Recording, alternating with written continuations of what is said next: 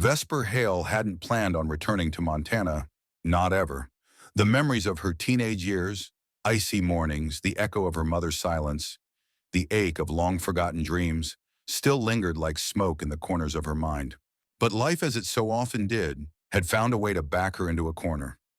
Rent was overdue, her freelance work had dried up, and when the email landed in her inbox offering a 3-week commission worth more than she'd made in the past 6 months, she didn't have the luxury to be principled. The job sounded simple enough. Travel to a remote private estate outside Livingston, Montana, and sketch a portrait of a dying man. The client was unnamed, but the request came through an established agency Vesper had worked with before. It was framed as a private farewell gift from the family, a piece to be completed in quiet, respectful solitude. No cameras, no media, no press, only her pencil, her eye, and the man who, reportedly, had only weeks to live. She hesitated at first. Portrait work like this came with emotional weight, and Vesper wasn't particularly interested in carrying someone else's grief on her shoulders. She was still trying to unload her own. But the money was clean, the deadline clear, and most importantly, there was no room left to say no. The flight was short, but the drive was long. After arriving in Bozeman, she was picked up by a black SUV with tinted windows and no license plates. The driver, a silent man in a dark suit, didn't speak beyond a curt nod. The road wound higher into the mountains, and with every mile, cell reception dropped, radio static increased, and civilization faded into the snowy horizon. When they finally reached the estate, Vesper had to admit it was stunning. Not ostentatious, but old. Something built with stone and patience, settled atop a hill with a view that spilled for miles. Pines wrapped the property like a protective shell. Snow dusted every surface. The sky was gray and heavy, pressing down on the landscape like a secret. A woman in her 60s greeted her at the entrance. She introduced herself as Mrs. Keene, the housekeeper. There was no warmth in her voice, but there was no coldness either. Efficient, polite. Vesper had met people like her before, the kind who could spend decades in the same house without ever becoming a part of it. Mrs. Keene showed her to a guest room on the second floor, sparsely decorated but comfortable, with large windows that looked out over the forest. "You'll meet Mr. Rowe tomorrow morning," she said simply, before disappearing down the hallway. No other staff were introduced, no family members, no explanations. That night, Vesper unpacked slowly, methodically. Sketch pads, graphite sets, blending stumps. She had long ago learned the ritual of settling in, a quiet ceremony of arranging tools, wiping dust from surfaces, pretending like the space was hers even if it never would be. But her hands felt tense, not from cold or fatigue, but from something less clear, an unease she couldn't pin down. She wasn't superstitious, but she was intuitive, and everything about this place felt carefully staged, too silent, too still, like a room waiting for a performance that hadn't begun yet. She wandered down to the kitchen late that night, hoping for tea or something warm. The house creaked with age, but not in a charming way. It groaned, like it wanted to speak, but was bound to silence. The kitchen was empty, a pot of water on the stove, a single chair pulled away from the table. She didn't drink the tea. She went back upstairs and didn't sleep well. The next morning, just after 9, Mrs. Keene knocked gently and led her down a quiet hallway to the west wing of the house. The hallway was different from the rest, narrower, darker, the wallpaper older, like it hadn't been touched in decades. The air smelled faintly of lavender and something metallic. They stopped at a set of double doors. "Mr. Rowe doesn't speak much," Mrs. Keene said, her voice lower than usual. "He may not engage with you at all. Please be respectful.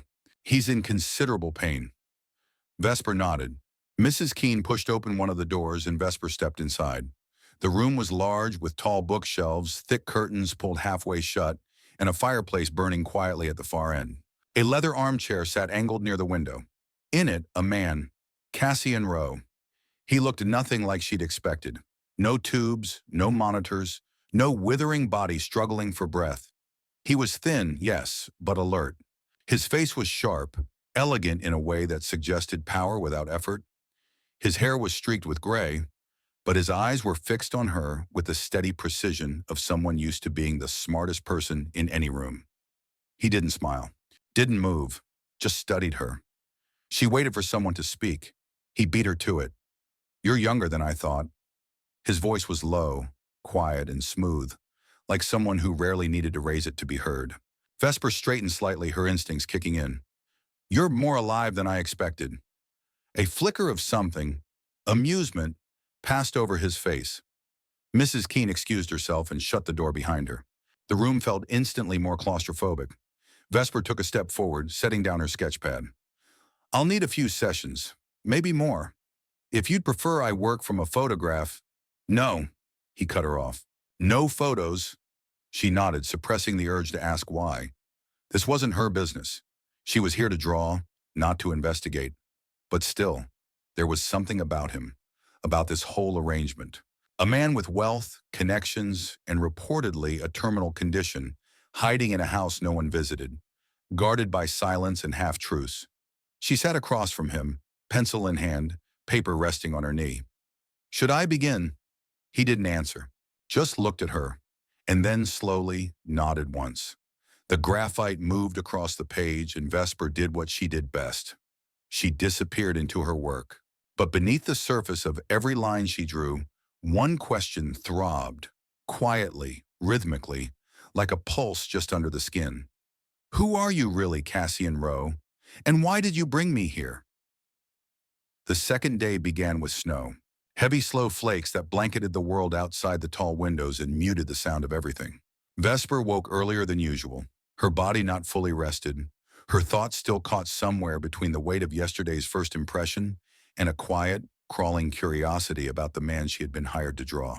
She dressed in soft, neutral layers, tied her hair back, and walked the cold hall toward the same wing she had visited the day before, her footsteps muffled by thick carpet that seemed to swallow every sound she made. Cassian Rowe was already awake when she entered. He was sitting in the same leather chair, a blanket over his legs, a book resting in one hand. He didn't greet her, and she didn't expect him to. There was something ceremonial about the way he held himself, as if everything he did, from blinking to breathing, had been rehearsed 1,000 times. She didn't interrupt his reading. Instead, she quietly arranged her materials on the side table again, pulled her stool a few feet closer, and studied the planes of his face in the morning light. His features were angular but not severe, more carved than formed. There was a tension in his expression, even when he was at rest, like he was always listening for something no one else could hear. After a few minutes, he closed the book and looked at her directly. His eyes, which had seemed gray the day before, now looked almost green in the early light. "Why did you say yes to this?" he asked suddenly. The question startled her more than it should have. She didn't look up from the paper. "I needed the money," she said, honest but not rude. "That's not what I meant." She looked at him then. He wasn't smiling, and he didn't look curious so much as calculating. Like her answer mattered in a way she didn't yet understand. "I guess I didn't ask enough questions," she said, which is unlike me. He held her gaze for a second longer than was comfortable, then nodded slowly and looked away. "I expected someone older," he said almost to himself. "More practiced, less moral." Vesper raised an eyebrow, her pencil pausing. "Is that a requirement for portrait artists now? A lack of morals?" "For the ones I usually hire," he replied, and for a brief moment she couldn't tell whether he was joking. There was a long silence after that. She resumed sketching, letting the rhythm of her strokes ground her. Despite the strangeness of the setting, the work itself was familiar. She had drawn hundreds of faces in her career. Victims, suspects, strangers described in rushed whispers behind one-way glass. But this was different. He was real and right in front of her, and nothing about his face felt like it belonged to a dying man. After a while, she asked, "What are you reading?" He turned the book in his lap so she could see the spine. A biography of Truman Capote. "I wouldn't have guessed that," she said. "I enjoy the arrogance and the loneliness," he replied. "Both are good company." She wasn't sure what to say to that, so she didn't say anything at all. The hours passed with few words. Occasionally, he shifted slightly, adjusted his blanket, or glanced out the window at the falling snow. Vesper worked with quiet precision, layering shadow across the page, mapping the hard edge of his jaw, the crease between his brows that stayed no matter how still he sat. It wasn't until late morning that she noticed it, his left hand resting on the arm of the chair, twitching every so often in the same rhythm. At first, she thought it was a symptom of his illness, but then she saw the fingertips pressing faintly into the leather. It wasn't a spasm, it was deliberate, a kind of counting. He saw her watching and didn't try to hide it. Old habit, he said simply. Of what? Measuring time. She didn't ask what that meant. She didn't need to. She had spent enough of her own life doing the same thing, silently tracking the seconds between painful thoughts, between the memory and the forgetting of it. Shortly after noon, Mrs. Keene entered the room without knocking. She carried a tray with 2 cups of tea and a small plate of toast. Vesper stood up to give space, but Cassian didn't move. You should eat something, Mrs. Keene said to him, not unkindly. I'm not hungry, he replied without looking at her. You haven't eaten today. I won't die from it. Mrs. Keene's expression didn't change. She set the tray down anyway and turned to Vesper. Would you like tea? Yes, thank you, Vesper said, glad for something warm to hold. As she sipped it, she noticed Cassian watching her with quiet interest. You said you were a courtroom artist, he said after a moment. Why did you stop? The question felt more pointed than it should have. She set the cup down carefully and leaned back, unsure how much she wanted to share. I got tired of drawing people who didn't want to be seen, she said. Or worse, people who wanted to be seen too much. He nodded like he understood, and maybe he did. Were you good at it? He asked. I was good enough to be useful, she said, and not good enough to be famous. That's a rare balance. They didn't speak again for the rest of the session. When she packed up her things, he didn't say goodbye, only turned back toward the window as if she'd never been there. But as she left, something shifted in her chest. Not quite attraction, not quite trust, but an alertness she hadn't felt in years. A pull. Back in her room, she reviewed the day's sketch. The shape of his face was accurate. The eyes were close. But something was missing. There was a hardness beneath the surface, a kind of restrained cruelty she hadn't quite captured yet. She would try again tomorrow. The third morning began with silence again, but it felt different this time. Vesper woke to the sound of nothing. No birds, no wind, no footsteps in the hallway. The snow outside had grown heavier overnight, swallowing every path, every tree, every visible trace of life beyond the walls. She sat on the edge of the bed for a long while, hands wrapped around a cup of coffee she'd managed to make from the small machine in her room. Her mind kept returning to Cassian's face. Not just the shape of it or the detail in his eyes, but the way he watched her as if she were the one being studied. She was beginning to sense that the portrait he had commissioned wasn't really the reason he wanted her there. There was a quality to his questions, to the way he steered conversations without effort, that made her feel like she was slowly stepping into a narrative she hadn't agreed to. Yet she couldn't name exactly what was wrong. Nothing overtly suspicious had happened. No locked doors, no late-night noises, no blood or broken things. But something in the energy of the house was off, like a room where someone had just left, but their presence still lingered. When she entered his study that morning, Cassian was already seated again. This time he had no book in his hands, no blanket over his legs. He was dressed more formally, in a dark sweater and slacks, and his posture was straighter. It wasn't just a better day physically. It felt like a different mood altogether. He watched her enter, his eyes narrowing slightly as if he had been waiting for her. Not patiently. You sleep well? He asked, and this time there was something unfamiliar in his tone. It was too casual. Not bored, controlled. Not really, she replied, placing her pad down with deliberate ease.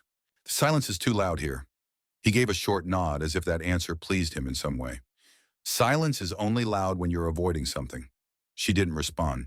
She began her routine. Pencil check, paper angle, light assessment from the window. But as she worked, she became aware of his gaze again. Not occasional glances, but constant watching. He didn't shift or blink much. He wasn't restless like he had been the day before. This morning, he was all presence, as if every word and movement had already been decided. You said you didn't ask enough questions when you accepted this job, he said quietly after a while.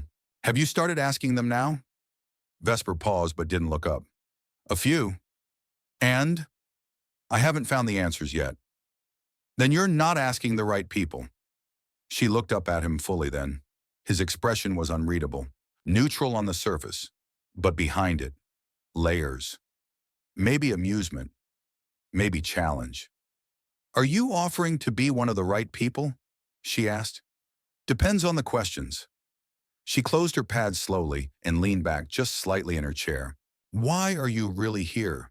This house, this setup, this isolation. It doesn't feel like someone preparing for the end. It feels like someone hiding. For a long moment, he didn't move. Then he smiled, not wide, not warm, just enough to confirm something she hadn't yet put into words. I'm not hiding, he said finally. I'm being left alone. There's a difference. Most people don't need fake illness stories for that. Most people don't have shareholders, lawsuits, or media trucks outside their homes. Most people don't run companies with billions in liabilities and someone else's blood on the ledger. Vesper kept her gaze steady, but her heart picked up pace. You're talking about your business partner, the one who died last year. You've done your research, he said, only enough to know the headlines, and none of them mentioned you being sick. That's because I'm not. It wasn't a confession made with shame or fear. It was a flat statement, like saying the time or the weather. Vesper didn't speak for several seconds. She stared at him, trying to decide whether he was playing with her or simply being honest because the act of lying had grown too exhausting. When she finally did speak, her voice was lower, more cautious. Then why the story? Why the performance? I needed a place no one would follow me, he said, and I needed someone to see me without knowing what they were seeing. She frowned. You mean me? I mean anyone, but you'll do. The insult was so soft, so well disguised as indifference, that it took her a moment to register it. She felt heat rise in her chest, but she held it down. You hired me to draw you, she said evenly. If this is a game, you picked the wrong audience. He studied her again, and this time his expression changed, just a flicker. Less smug, more aware. I didn't hire you for a game, he said. I hired you because I thought you wouldn't flinch. From what? From me. She didn't flinch, not then, but something deep in her gut coiled tighter. The rest of the session passed without another word. She drew. He sat. The air between them grew thick with the weight of things unsaid. When she left the room, she felt her shoulders ache from the tension she hadn't realized she'd been holding. Later, alone in her room, she pulled out the drawing she'd made and studied it. It was technically accurate, the proportions correct, the shading crisp, but the eyes weren't right. She hadn't captured what she saw in them today, not the arrogance, not the intelligence. It was something deeper, something dangerous. She set the sketchpad aside and opened her laptop, searching his name again.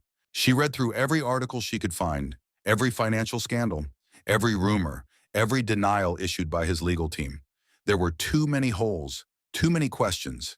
She stared at the last headline for a long time before closing the screen. Cassian Rowe wasn't dying, but something in this house was. On the fourth day, Vesper woke before dawn. She lay still under the heavy blanket, eyes open, staring at the ceiling, while her breath misted slightly in the cold air. The old radiator in the corner of the room clicked and groaned, but never quite did its job. The silence in the house had become heavier, more deliberate, like something living. Not oppressive, exactly, but aware. It was a silence that felt chosen. She got up slowly, dressed without rushing, and made her way to the kitchen, hoping to find coffee before her session with Cassian. To her surprise, Mrs. Keene was already there, standing by the counter in a thick cardigan, holding a small pot of tea. Her face was unreadable as always, but something in the stiffness of her posture was different this morning. Alert, restrained, like she'd been waiting. Without being asked, Mrs. Keene poured a cup and slid it toward Vesper. You shouldn't go to the West Wing today, she said quietly, eyes not meeting hers. Vesper paused, confused by the sudden warning. Why? He's not in a good state today, Mrs. Keene replied, keeping her voice low. Some days are worse than others. Vesper took a sip of the tea, watching the older woman carefully. You said he wasn't sick. Mrs. Keene didn't flinch. I didn't say anything. You don't believe he's dying. That's not for me to decide. The words felt rehearsed as if spoken many times before, but not necessarily to her. Vesper set the cup down. You know he's lying. About everything. Why help him keep it up? Mrs. Keene finally met her eyes. Because there are worse things than lying, and there are worse people than Cassian Rowe. She left the kitchen without saying another word. Vesper sat alone with the rest of the tea going cold. She didn't know whether to take the advice seriously or dismiss it as another layer of the strange performance that surrounded this man. But curiosity overruled caution, as it often did with her. She picked up her sketch pad and walked the now familiar path down the hallway to the west wing. The door was slightly ajar. Inside, the room was dark. Curtains drawn, fire unlit. Air colder than it should have been. Cassian was sitting again in the same chair, but his posture was slouched, almost unnatural. His shirt was rumpled, the collar unbuttoned, sleeves rolled up messily to the elbow. He didn't look at her when she stepped in, didn't greet her or move. He just sat, hands resting between his knees, shoulders low. Vesper approached cautiously, setting her things down without making a sound. She waited for him to acknowledge her, but he didn't. Something was wrong. Not dramatically so. There was no panic or visible injury, but his energy was different, unfocused, vacant, detached in a way that made her stomach twist. "I was told I shouldn't come today," she said softly. Still no reaction. After a long pause, he murmured, "She worries too much." Vesper pulled the stool closer, trying to meet his eye level. "Are you okay?" He exhaled a slow, unsteady breath, then finally turned his head toward her. "Do I look okay?" She didn't answer. He smiled faintly, but there was no humor in it. His voice was rougher than usual, like he hadn't spoken in hours. "Do you know what it's like to be watched every moment of your life, and then suddenly, no one's watching?" She shook her head. "No, I don't. It makes you wonder whether you were ever real in the first place." He leaned back in the chair, eyes closing for a moment. When he spoke again, it was quieter, almost like a confession. "I was under investigation for almost a year. Constant surveillance. Lawyers in my house, shareholders pulling out, public statements I didn't write, people dying in my name, and me watching it happen on the evening news like it wasn't even about me. And then one day, nothing. Everyone moved on, except me." Vesper hesitated. "Is that why you came here? To feel forgotten?" He opened his eyes, met hers directly. "No, I came here because I didn't want to be someone's weapon anymore." She didn't fully understand what he meant, but she could tell the words cost him something. They weren't polished. They hadn't been rehearsed. For once, his voice wasn't careful.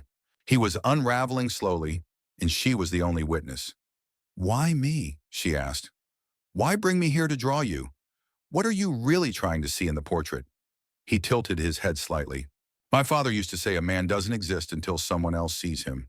Not looks at him, sees him." She held her breath. "I thought if someone could see me without everything else, the company, the name, the press, then maybe I'd remember who I was before it all." She thought about that for a moment. "And have you?" He didn't answer, just stared at the fireless hearth.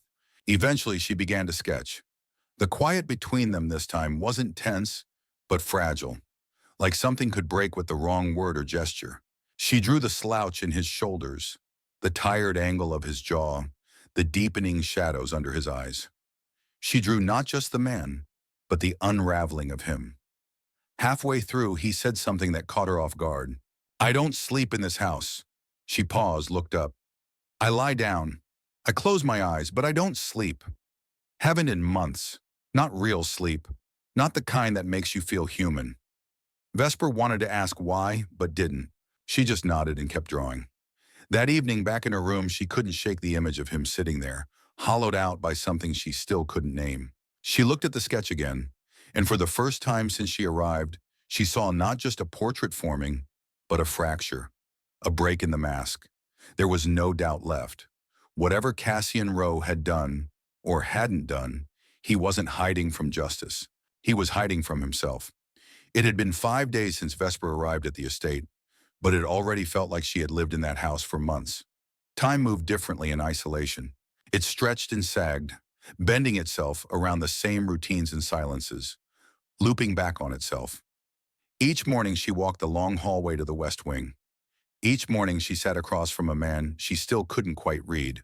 And each night, when she returned to her room, she carried his weight in her chest, unsure whether it was fascination, dread, or something else altogether. That morning, snow had stopped falling, but the skies remained heavy and low, casting a dim gray light through every window. She dressed slowly, deliberately, her movements unhurried, though her thoughts spun beneath the surface. Something had shifted the day before. The confession he made, the fractured way he had spoken, the fatigue behind every word, had stuck with her more than she wanted to admit. It wasn't just sadness. It was something darker. She hadn't been able to sleep because of it. All night she imagined him sitting in that dark room, not sleeping either, just staring at the cold stone of the fireplace with 1,000 thoughts crawling through his mind. She didn't see Mrs. Keene that morning. No tea in the kitchen. No reminders about propriety or warnings of his condition. The house felt emptier than usual, the halls quieter, as if holding its breath. When she arrived at the West Wing, she found the door already open. Inside, the room was warmer than it had been all week. The fire was lit, glowing low and soft, and Cassian stood beside the window instead of sitting. He wore a clean shirt, sleeves rolled, the top buttons undone, and he had shaved that morning. The transformation was not drastic, but it was startling. He looked more like the man he must have been before everything happened. The man from the magazines, the shareholder meetings, the headlines. Controlled, measured, commanding. Vesper stood in the doorway, watching him for a moment before stepping inside. He didn't turn right away. He was staring out the window, one hand resting on the frame, his profile calm and almost too still. "I thought maybe you weren't coming today," he said. "I almost didn't," she replied. "But you left the door open." He turned his head slightly, just enough to glance at her. "Maybe I wanted company." Vesper walked in and placed her sketch pad on the table. But she didn't sit right away. She studied him, sensing the change, trying to decide if it was real or part of a pattern. He looked clearer, but not lighter. There was still weight in his shoulders, still tension in his mouth. "Are you feeling better?" she asked, finally sitting down. "Better than yesterday," he said, "but that's a low bar." He moved to the chair across from her, but didn't sit. Instead, he remained standing for a while, looking down at the spot where he usually sat, as if debating whether he wanted to be that version of himself again. Eventually, he lowered himself slowly, his movements graceful but tired. "I want to ask you something," he said, eyes fixed on her. "Go ahead. What do you see when you look at me?" Vesper tilted her head slightly. "As an artist?" "No," he said. "As a person." She took a breath, caught off guard by the directness. "I see someone who's trying very hard to disappear, but can't help being noticed." He didn't react immediately. Then a slight smirk tugged at one corner of his mouth. "Not bad." "I'm not here to flatter you," she said. "I know. That's part of the appeal." They sat in silence for a moment, and then she began sketching again, this time from a slightly different angle, trying to capture not just the structure of his face, but the subtle differences between each version of him. She had seen so far the sharp, unreadable man of the first day, the distant one of the third, the broken figure from the fourth, and now this one, calm but calculating again, as if carefully rebuilding himself from the inside out. After some time, he spoke again. "Do you know what the worst part of falling from grace is?" She didn't look up. "The fall?" "No, the people who cheer as you do it." Vesper didn't reply, but the pencil slowed in her hand. "They don't even care if the accusations are true," he continued. "They want to see someone powerful bleed. It's a sport now. Outrage, scandal, judgment. No one remembers the details, just the noise." She stopped drawing and looked at him. "But you were involved, weren't you? In whatever happened to your partner, the man who died." Cassian's expression hardened slightly, but he didn't look away. "I wasn't the one who caused it, but I let it happen. And then I let someone else clean it up." "Why?" "Because it was easier. Because I thought damage control would be more useful than honesty." He sat back, hands folded in his lap, eyes fixed on some invisible point across the room. "He was my friend, my first real friend in years. We built that company together. But when he started unraveling, drinking, taking risks, making mistakes, I chose the company over him. I let the board vote to remove him. 2 weeks later, he was dead. Suicide officially. But I knew what we did. I knew we broke him."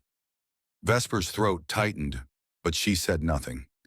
"I thought disappearing would fix something," he said. "Like if I stepped away, the noise would stop. The guilt, the pressure. But all it did was make everything louder inside." They sat like that for a while, the fire crackling quietly, the weight of his admission settling into the room like dust. Vesper closed her sketchpad slowly and set it aside. Then why ask me to draw you, she asked. Why not just disappear completely? Cassian looked at her, and this time his eyes were different. There was no calculation in them. Only fatigue, and something softer beneath it. Regret, maybe. Because I wanted to be seen once. Honestly, without press releases or edits. I wanted someone to look at me and say, this is who he is now. Even if the world never sees it. Even if it doesn't change anything. Just once. Vesper stood, unsure what to do with the moment. Unsure what it had become. She could feel something stretching between them, fragile and real and dangerous. Not romantic, not yet, but intimate in a way that made her pulse quicken. As she reached for her things, he spoke again, this time more quietly. Would you stay a little longer today? Just sit. She looked at him for a long time before answering. Then she walked to the windowsill across the room, sat down and faced the fire. Neither of them spoke. They just sat, breathing in the same space, listening to the crackle of wood and the silence between their thoughts. The snow had begun to melt by the sixth day, though slowly. Thin streams of water trickled along the edge of the roof outside Vesper's window, dripping in uneven rhythms against the stone terrace below. The sky had cleared some, the thick gray giving way to a pale winter blue that seemed to stretch endlessly over the pines. But inside the house, the air remained just as heavy, and Vesper felt it as soon as she opened her eyes. Something had shifted again, though she couldn't yet define it. It wasn't danger exactly, but it was a sense of being watched more closely, as if her presence in the house had begun to feel less like a guest and more like a variable. When she made her way downstairs that morning, she noticed the door to the library was ajar. It hadn't been before. She hadn't even known there was a library. Every other room in the house had been either closed off or left deliberately nondescript. Clean, spare, neutral. But this room was different. It was full. Shelves climbed to the ceiling, dark wood stacked with books of every kind. Not arranged alphabetically, not by subject, just stacked with the kind of thoughtlessness that could only belong to someone who had read most of them and didn't need order to find what he wanted. On the central table sat a folder. It wasn't closed, and the contents inside weren't hidden. Newspaper clippings, transcripts, handwritten notes in neat, tight cursive. At the top, Vesper recognized her own name. Her breath caught in her throat. She stepped closer, carefully, her fingers hovering over the pages before finally touching one. A profile, her profile from years ago, likely from her time assisting in a federal case involving the Chicago PD. The details were accurate but clinical. Her education, her court illustrations, her family background. Another page included quotes from an old interview she had once given, one she barely remembered. Farther down in the stack, there were copies of articles from when her divorce had been public. Local press pieces full of speculation, implying things she had never confirmed, some true, some distorted beyond recognition. Vesper stepped back from the table, her heart beginning to race. Behind her, she heard a voice. You're not the only one who does research before taking a job. She turned. Cassian was standing in the doorway, his posture more rigid than she'd seen in days. He wasn't apologetic. He wasn't defensive. He was simply calm. That's not research, she said, trying to keep her voice level. That's surveillance. I needed to know who was coming into this house, he replied. You said yes too easily. I had to understand why. You think everyone has an angle, she said, eyes narrowing. But I don't. I came here to draw a man who claimed to be dying. That's all. Cassian stepped inside, letting the door swing gently shut behind him. And now? Now, she said, I'm trying to decide if I've made a terrible mistake. He didn't react. Instead, he walked to the far side of the room and picked up a book from one of the shelves, thumbing through it absently before looking back at her. You're not in danger, Vesper, he said quietly. Then why dig into my life? Why all this? She asked, gesturing toward the folder. Because I needed someone who wouldn't break the first time I told them the truth. And I needed to know if you were real. She folded her arms across her chest. What truth haven't you told me? He looked at her for a long moment, then set the book down and crossed the room again. Closer now, his voice lower. I've received 2 offers in the past 3 weeks. One from the Department of Justice. Another from a private investor group. Both want the same thing, access to the company's private records. Not because they care about the truth, but because they want to destroy what's left and make something new out of the pieces. They want me to testify against people I once trusted, people who built their lives on the money we made together, people who now have the power to ruin mine. Vesper was silent, watching him closely. I could disappear again, he continued. Change names, live somewhere else. Let them bury my name in some court transcript, but I don't want that anymore. She waited. The silence stretched again, but it was not the same as before. This one had weight, purpose. I'm going to give them what they want, he said finally. All of it. Every document, every email, every transfer of money I once approved. I'm going to burn the foundation I helped build. Why now? She asked. He looked at her with something like vulnerability. Not weakness, but exposure. Because for the first time, I don't want to live like a ghost. Vesper took a slow breath. And the portrait? It's not for the world, he said. It's for me. I want to know what I looked like the moment I stopped pretending. There was no pretense in his voice now, no cleverness. It was the simplest thing he had said since she arrived. She felt herself soften, even as her mind continued to circle around the folder, around the way her past had been studied and dissected without permission. She stepped forward, her voice steady but quiet. If you wanted honesty, you should have just asked for it, not searched for it like a thief. Cassian nodded slowly. You're right. I just didn't know how. For the first time since she arrived, she saw something human in him that hadn't been polished or calculated. She saw the cost of his power, the erosion of trust, the isolation that had made him believe manipulation was the only form of communication left. It didn't justify what he'd done, but it made it make sense.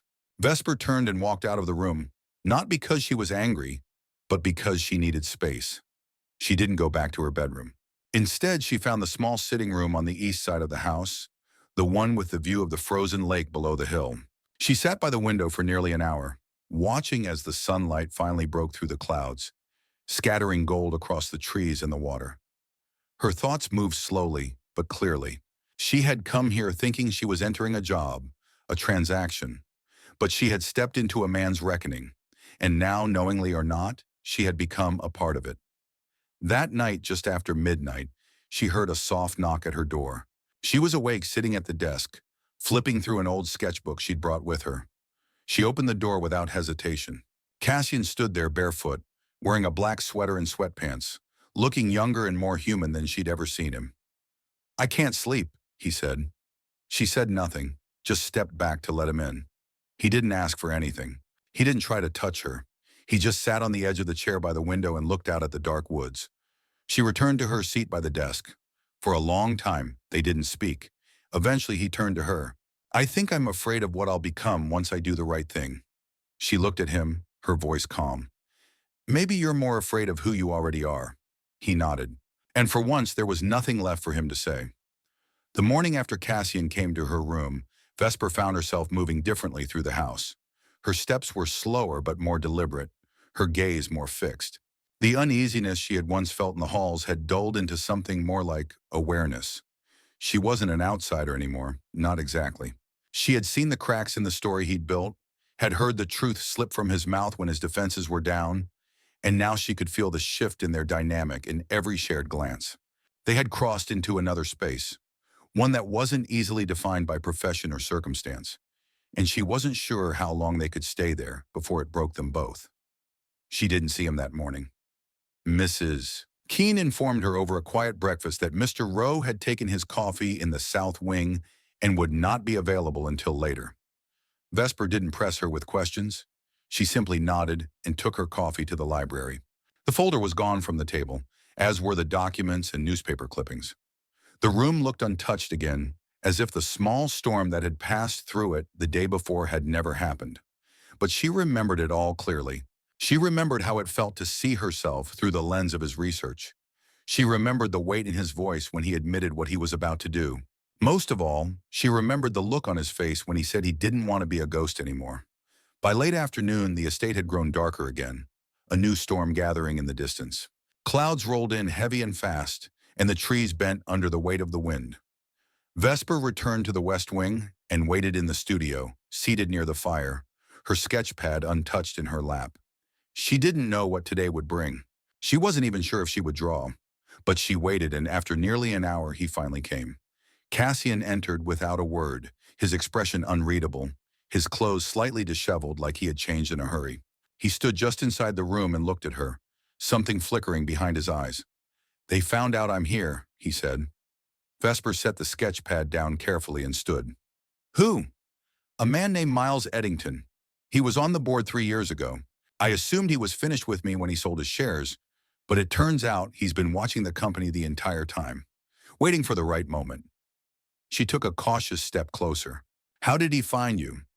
Cassian laughed softly, though there was no humor in it. "Nothing stays hidden forever, Vesper. Not even out here. Especially not when someone knows how to follow your money." She ran a hand through her hair, processing the information slowly. "What does he want?" "Leverage. Control. He showed up this morning with 2 lawyers and a non-disclosure agreement. Said if I hand over my private files to him instead of the DOJ, he'll make the rest of this go away. No court, no press, no prison. Just silence and a quiet exit." She studied him, watching how the muscles in his jaw tensed as he spoke. "What did you say?" "I told him to leave." Cassian crossed the room and sat down near the fire, one arm slung over the back of the chair. For the first time, she saw the toll it was all taking on him. Not just the legal threats or the betrayal, but the internal war of trying to do the right thing after so many years of compromise. He looked like a man carrying too many versions of himself and trying to decide which one was worth saving. "He'll come back," Vesper said quietly. "I know," Cassian replied, "and next time, he won't come alone." The room fell into silence again. Outside, the wind howled against the window panes. Vesper sat across from him and leaned forward. "You still have time," she said. "You could hand it all over to the DOJ right now. End it. Get ahead of whatever's coming." He nodded slowly. "I'm preparing the files. I called my attorney last night. But once it's done, I'm no longer Cassian Rowe, the executive. I'll be Cassian Rowe, the witness. The man who burned his empire down." "You already did," she said, her voice quiet but steady. "The moment you walked away from it all, you lit the first match." He looked at her, really looked at her, and something shifted in his face. Not despair, not regret, something else, like relief. "I keep thinking about your drawings," he said, "how each one looks more like me than the last. I didn't know how much of myself I'd been hiding until I saw it on your paper." She said nothing. She couldn't. Her throat was tight. "And last night, when I sat in your room and you didn't ask me to leave, I realized something," he continued. "You're the only person here who doesn't need anything from me. Not money, not a favor, not a reputation. You just see me." She exhaled slowly. "I didn't come here for that. I didn't plan any of this." "I know," he said. "That's why it matters." There was a long pause. The kind of pause that lived between two people when everything had been said, but neither wanted the moment to end. Eventually, Cassian stood and crossed to the window, looking out at the trees swaying in the wind. "I want to finish the portrait tomorrow," he said without turning around. "And then I want to leave this place." She didn't ask where he would go. She didn't ask what came next. She just nodded, knowing full well that the portrait was never just about art. It was about ending one version of himself so he could begin another. Later that evening, as she walked past the sitting room on the first floor, she heard voices. She paused, listening from just beyond the doorway. It was Mrs. Keene and someone else. Male, unfamiliar. The tone of the conversation was low but clipped, impatient. She leaned closer, careful not to be seen. "I told him you'd show up," Mrs. Keene said. "But it won't change his mind," the man answered. "Everyone has a price, even him." "You're wrong," she said. "He passed that point months ago." Vesper stepped back from the door, her heart racing. The man had to be Eddington. He was already moving, already laying pressure on whatever weak spots he could find.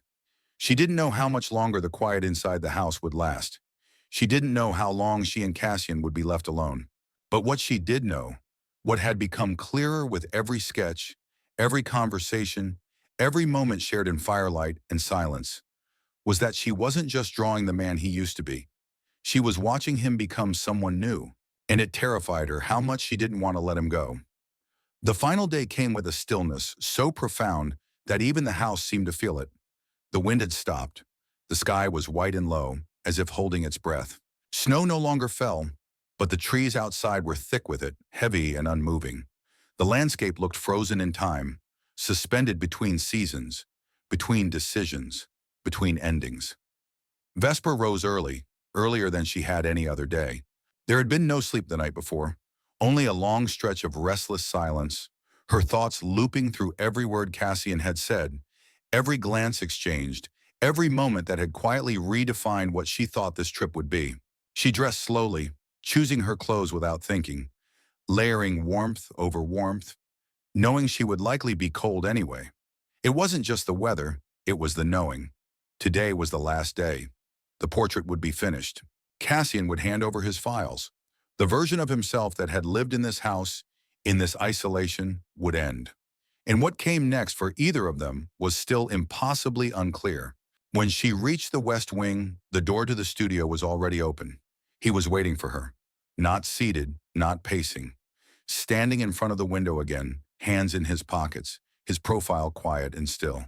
He turned when she entered and nodded once in acknowledgement. There was no ceremony in it, no sentiment, just a shared understanding that this was the end of something they hadn't fully named. She unpacked her tools without speaking. The fire was already burning. A fresh pot of coffee sat on the low table between their chairs. There was a new softness in the air, one that felt like acceptance, not of defeat, but of inevitability. Cassian took his seat as she settled into hers. This time, neither of them looked away. "I thought about running," he said after a while. "This morning, I got up early, packed a bag, stood at the edge of the drive for 15 minutes. I could have gotten in the car and disappeared again." Vesper didn't interrupt. She let him speak. "But I didn't," he continued, "because for the first time in years, I'm not afraid of being seen." She lifted her pencil and began to draw. Her hands moved slower now, not because she was uncertain, but because every stroke mattered more. She wasn't just shaping his face anymore. She was preserving a moment, this moment, before it passed. "I used to think control was the only thing that kept me safe," he said. "Control of the company, control of information, control of myself. But the more I held on to it, the more it consumed me. Until there was nothing left but the performance." Vesper glanced up at him. "And now," he said, "I want to see who I am without it." For the next hour, the room was silent. Only the crackle of the fire and the sound of pencil against paper filled the space. Cassian didn't shift. He didn't fidget or glance away. He just let her work. Let her study him. Let her finish what they had both unknowingly started from the very beginning. And when she finally lowered her pencil, when the last line had been drawn and the final detail added, she looked at him with something close to awe. "It's done," she said quietly. He didn't move toward the paper. He didn't ask to see it right away. Instead, he leaned back slightly, his eyes fixed on her, not the drawing. "What do I look like?" he asked. Vesper swallowed once, then answered, "Like someone who finally decided to live." Cassian nodded.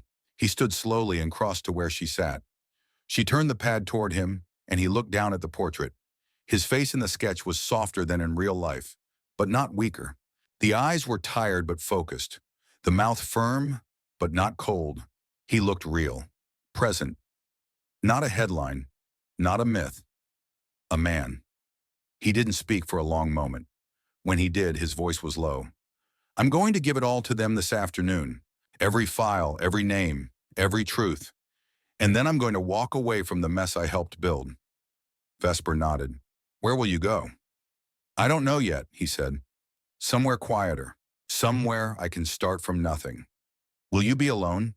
He met her gaze again, the vulnerability in his face now completely unguarded. "That depends on you." The air shifted again, this time with something warmer than the fire. Vesper felt it settle between them. The question, the hope, the risk. She wasn't ready to answer, not with certainty, not yet. But she didn't need to, not with words. She reached out, placing her hand gently over his. He didn't move. He just closed his fingers around hers and stood there, holding the moment with her. That afternoon, she watched from the window as the car arrived. Cassian stepped out of the front door in a dark coat, his shoulders squared, his steps steady. The man who got out of the car was dressed sharply, carrying a leather briefcase. They spoke for several minutes, no yelling, No tension, just finality. When it was over, Cassian turned and looked up at the window. He saw her. He gave the smallest nod. That evening, the house was quiet again. But it was a different kind of quiet. Not empty, not waiting. Rested, finished. The next morning, they left together. Not with a plan, not with promises. Just a shared willingness to begin, somewhere else, as different people. And in her sketchpad, among dozens of pages, one portrait remained untouched from that moment on. The one she never gave away, the one she never showed anyone. The one that reminded her not just of him, but of who she had been when she saw him clearly for the first time. Not as a client, not as a scandal, but as a man, just a man, finally choosing to become himself.